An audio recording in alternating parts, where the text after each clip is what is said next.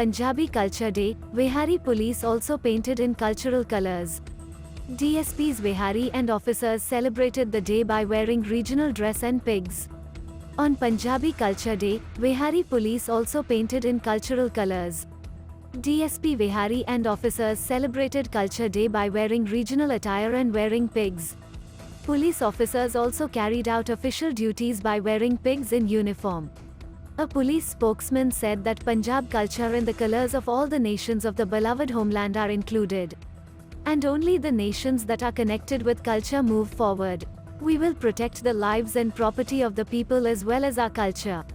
And the living nations give special importance not only to their culture but also to the propagation of civilization. BNA News Vihari.